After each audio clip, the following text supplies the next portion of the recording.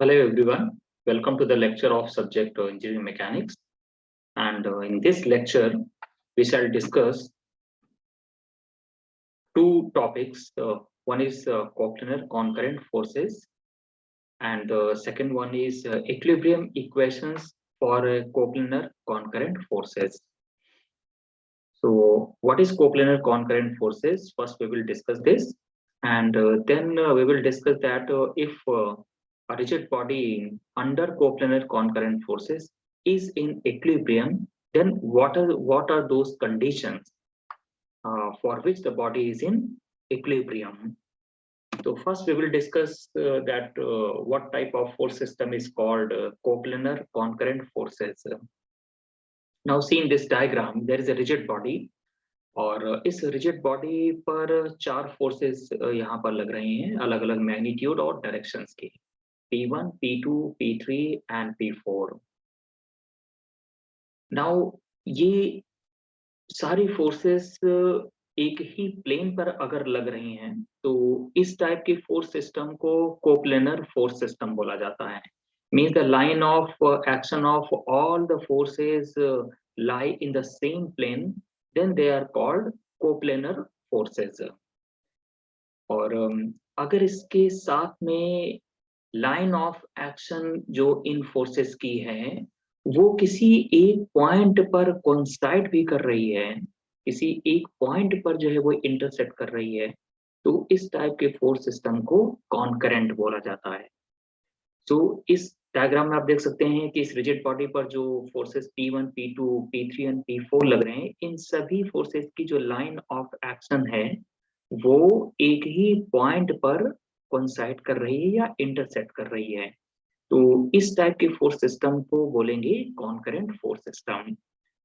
तो दोनों को अगर यहाँ पर कंबाइन कर दें, means if the line of action of all the forces acting on a body lie in the same plane, यानी फोर्सेस जो हैं वो कोप्लेनर हैं, and the line of action of all the forces passes through single point, means वो concurrent भी है। तो इस टाइप के फोर्स सिस्टम को कोप्लेनर कॉन्करेंट फोर्स सिस्टम बोला जाता है। तो कोप्लेनर कॉन्करेंट फोर्स सिस्टम के केस में जितनी भी फोर्सेस हैं उस रिजिड बॉडी पर लग रही हैं वो सारी फोर्सेस एक ही प्लेन में होनी चाहिए, यानी उनका लाइन ऑफ एक्शन एक ही प्लेन में होना चाहिए और उन सभी का लाइन ऑफ एक्शन एक पॉइंट से पास होना चाहिए, तो वो फोर्सेस कॉन्करेंट भी हो जाएंगी। तो इस तरीके से जो फोर्स सिस्टम है उनको कोप्लेनर कॉन्करेंट फोर्स सिस्टम बोला जाता है। और इस कोप्लेनर कॉन्करेंट फोर्स सिस्टम का रिजल्टेंट कैसे कैलकुलेट करते हैं, तो उसका यहाँ पर कुछ स्टेप्स हैं, तीन इंपॉर्टेंट स्टेप्स हैं इसका रिजल्टेंट कैलकुलेट करने के लिए। तो इस डायग्राम में यहाँ पर ये दिखाया गया है कि एक प्लेन है that is the OX and OY, यानी म्यूचुअली परपेंडिकुलर डायरेक्शन में प्लेन है, और OX डैश और OY डैश नेगेटिव डायरेक्शन को यहाँ पर रिप्रेजेंट कर रहा है। और इस रिजिड बॉडी पर पॉइंट O पर जो कि कोप्लेनर कॉन्करेंट फोर्सेस हैं, यानी फोर्सेस जो P1, P2, P3 और P4 ये फोर्सेस इस पर लग रही हैं, कोप्लेनर और कॉन्करेंट फोर्सेस हैं। और ये फोर्सेस P1 डायरेक्शन OX से θ1 एंगल पर है, force P2 OX dash direction से θ2 एंगल पर इंक्लाइंड है, force P3 OX dash direction से θ3 एंगल पर है, और ये फोर्स P4 ये OX डायरेक्शन से θ4 एंगल पर है। यानी इस रिजिड बॉडी पर जो चार फोर्सेस यहाँ पर लग रही हैं, कोप्लेनर कॉन्करेंट फोर्स यहाँ पर जो लग रही हैं, उनका मैग्नीट्यूड और डायरेक्शन यहाँ पर जो है वो दिया गया है। और इस पर इसका इन सभी फोर्सेस का जो हमें कैलकुलेट करना है कि रिजल्टेंट कितना होगा, और वो रिजल्टेंट किसी एक एक्सिस यानी हॉरिजॉन्टल या वर्टिकल एक्सिस से किस एंगल पर इंक्लाइंड होगा, यानी उसका क्या डायरेक्शन होगा, उस वैल्यू को हमें यहाँ पर फाइंड आउट करना है। तो let R is the resultant force, और जो थीटा एंगल है, I mean this resultant force is making theta angle with the direction OX। तो ये सारी चीज यहाँ पर दी हैं। तो पहला स्टेप यहाँ पर क्या है, यानी how to calculate the resultant of these four coplanar concurrent forces which are acting at point O on a rigid body. So first step is to find the components of each forces in the system in two mutually perpendicular directions. यानी पहला जो step है, यहाँ पर जितनी भी forces लग रही हैं, हर एक फोर्स का म्यूचुअली परपेंडिकुलर डायरेक्शन में उसका कंपोनेंट पहले फाइंड आउट करना है। यानी फोर्स जैसे P1 है, तो इसका जो म्यूचुअली परपेंडिकुलर डायरेक्शन है OX और OY, इसमें इसका कंपोनेंट जो है वो यहाँ पर फाइंड आउट करेंगे। और ऐसे ही P2 का फाइंड आउट करेंगे, P3 का, फोर्स P3, और ऐसे ही फोर्स P4 का किसी भी म्यूचुअली परपेंडिकुलर डायरेक्शन में उसके दो कंपोनेंट में उसको रिजॉल्व करेंगे। तो जैसे P1 का इस पर OX डायरेक्शन में यहाँ पर कंपोनेंट अगर देखें, तो ये जो कंपोनेंट यहाँ पर होगा P1 का OX डायरेक्शन में component, that is P1 cos θ1, और इसका वर्टिकल डायरेक्शन OY पर जो इसका कंपोनेंट होगा, यानी vertical component of force P1, this value is equal to P1 sin θ1। यहाँ डायरेक्शन का ध्यान रखना बहुत जरूरी है। और यहाँ पर परपेंडिकुलर यानी जो अपवर्ड डायरेक्शन में जो फोर्सेस के कंपोनेंट होंगे वो पॉजिटिव होगा, यानी upward direction is taken as a positive, downward direction is taken as a negative, and if you move from left to right, means direction from left to right is this direction is taken as a positive, and direction from right to left is taken as negative। तो इन direction का यानी sign convention का हमें यहाँ पर जो है वो ध्यान रखना है, फोर्सेस को रिजॉल्व करते वक्त प्रॉपर साइन भी देना है। तो P1 का OX डायरेक्शन में ये कंपोनेंट, ये क्योंकि ये यहाँ पर फ्रॉम लेफ्ट टू राइट है, so this is taken as positive, और इसका P1 sin थीटा यानी जो वर्टिकल कंपोनेंट है वो अपवर्ड डायरेक्शन में है, तो ये यहाँ पर पॉजिटिव होगा। ऐसे ही P2 को रिजॉल्व करेंगे, so this force P2 is making an angle θ2 from OX dash direction। तो इसके कंपोनेंट, इसका पहले हॉरिजॉन्टल कंपोनेंट देखेंगे, तो हॉरिजॉन्टल कंपोनेंट होगा इसका, इस कंपोनेंट यानी P2 cos θ2, और ये वैल्यू यहाँ पर नेगेटिव होगी क्योंकि इसकी जो डायरेक्शन है वो राइट से लेफ्ट साइड की तरफ है। और P2 का वर्टिकल डायरेक्शन में इसका जो कंपोनेंट होगा, this component, this is P2 sin θ2, और क्योंकि ये अपवर्ड डायरेक्शन में है तो ये यहाँ पर पॉजिटिव होगा। ऐसे ही P3 को यहाँ पर रिजॉल्व करेंगे, इसका हॉरिजॉन्टल कंपोनेंट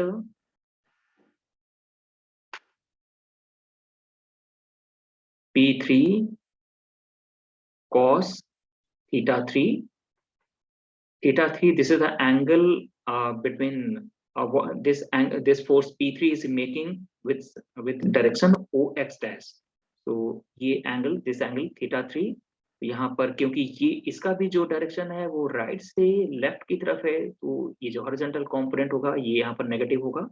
और P3 का वर्टिकल डायरेक्शन में जो कंपोनेंट है, इस कंपोनेंट P3 sin θ3, और क्योंकि ये अपवर्ड डायरेक्शन में होगा तो ये यहाँ पर पॉजिटिव होगा। ऐसे ही लास्ट में यहाँ पर फोर्स P4 है, इसका हॉरिजॉन्टल डायरेक्शन में जो कंपोनेंट है θ4, this P4 is making an angle θ4 with the direction OX, तो इसका हॉरिजॉन्टल में जो कंपोनेंट होगा, this component is P4 cos θ4, और क्योंकि इसका जो डायरेक्शन है वो यहाँ पर लेफ्ट से राइट की साइड में है तो ये यहाँ पर पॉजिटिव होगा। और P4 का वर्टिकल डायरेक्शन में component, this is P4 sin θ4, और इसका जो डायरेक्शन है वो डाउनवर्ड है, तो ये यहाँ पर नेगेटिव लिया जाएगा। तो इस तरीके से हमने हर एक फोर्स का म्यूचुअली परपेंडिकुलर डायरेक्शन पर उसका कंपोनेंट फाइंड आउट कर लिया है, यानी हर एक फोर्स को म्यूचुअली परपेंडिकुलर डायरेक्शन में रिजॉल्व कर लिया है। Now the second step, make algebraic addition of components in each direction to get two components। यानी जितनी भी फोर्सेस हैं उनका हॉरिजॉन्टल डायरेक्शन में कंपोनेंट और उनके वर्टिकल डायरेक्शन में जो कंपोनेंट्स हैं उनका अलजेब्रिक समेशन कैलकुलेट करना। तो इनका अलजेब्रिक समेशन यहाँ पर कैलकुलेट करेंगे, यानी सिग्मा एफ एक्स और यहाँ पर sigma F Y.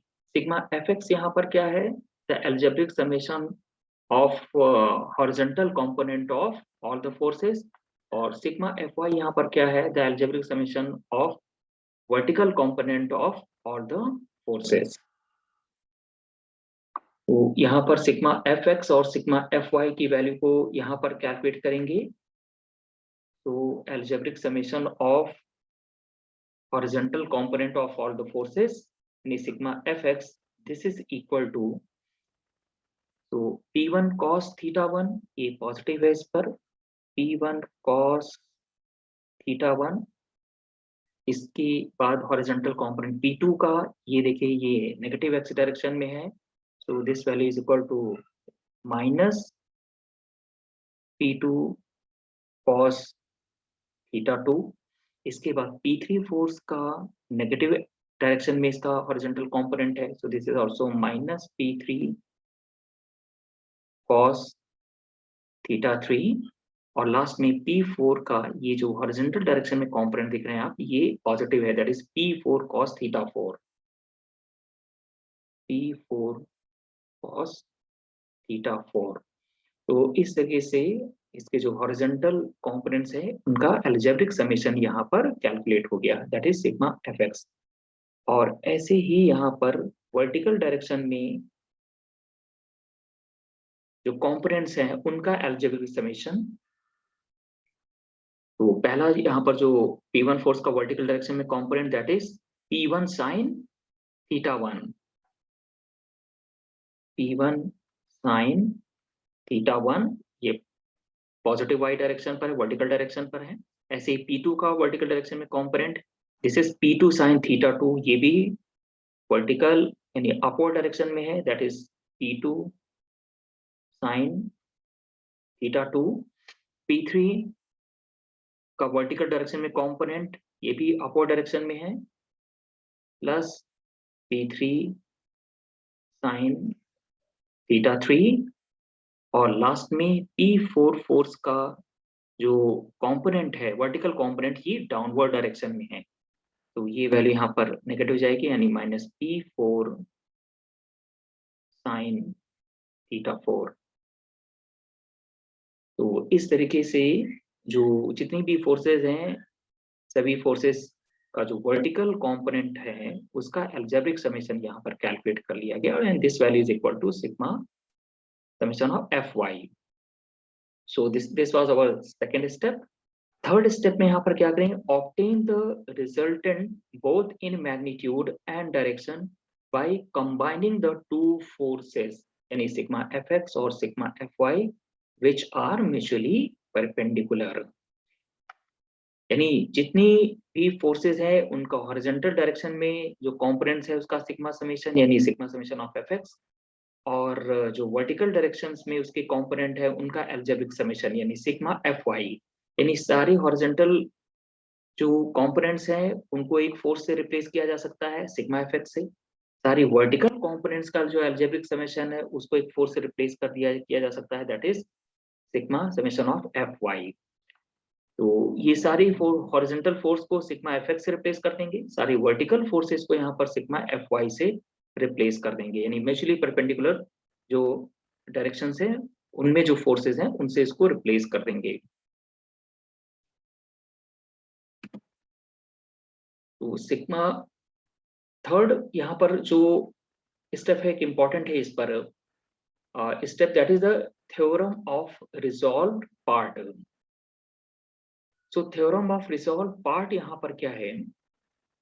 The algebraic sum of the resolved part of forces in a given direction is equal to the resolved part of their resultant in the same direction. क्या मतलब इसका निकला?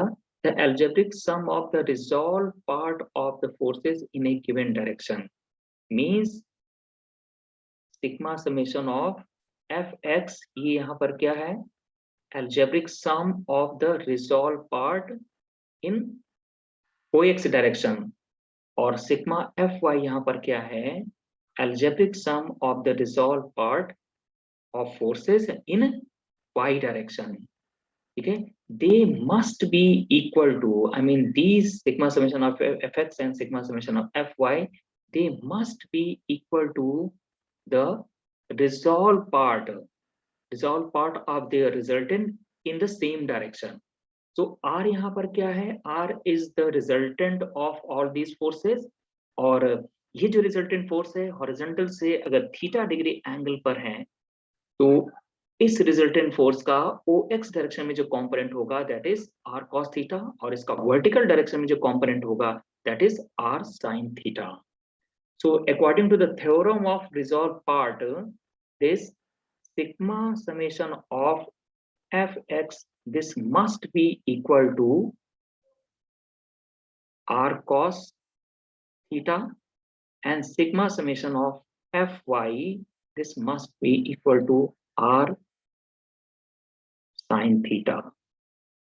ठीक है, सो सभी फोर्स, जितनी भी फोर्सेस थी उनका x डायरेक्शन में जो कंपोनेंट्स है that is sigma summation of fx, और इनका y डायरेक्शन में जो कंपोनेंट्स है उनका algebraic summation that is sigma summation of fy.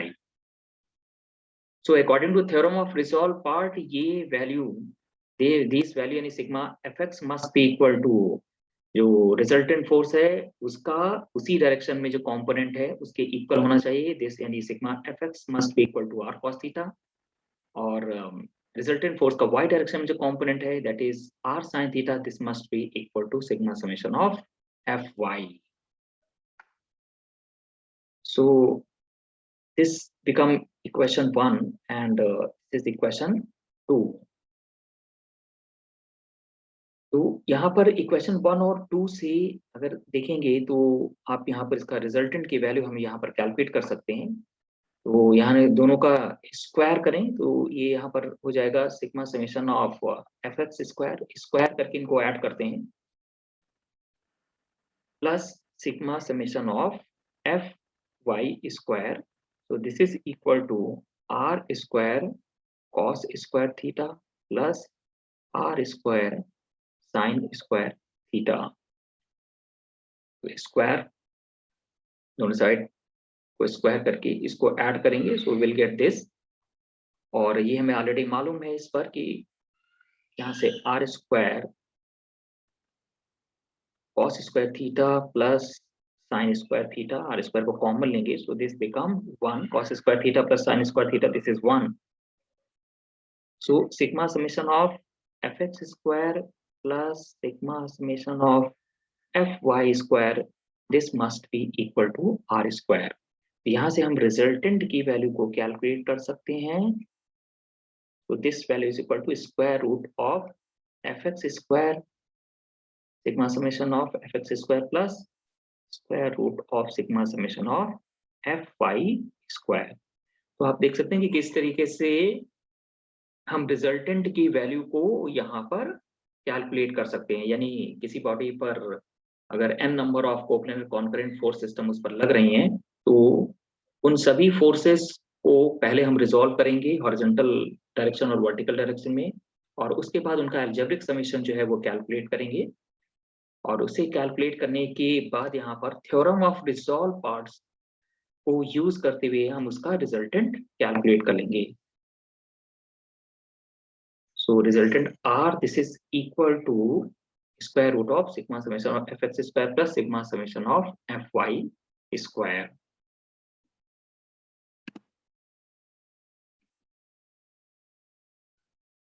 Now,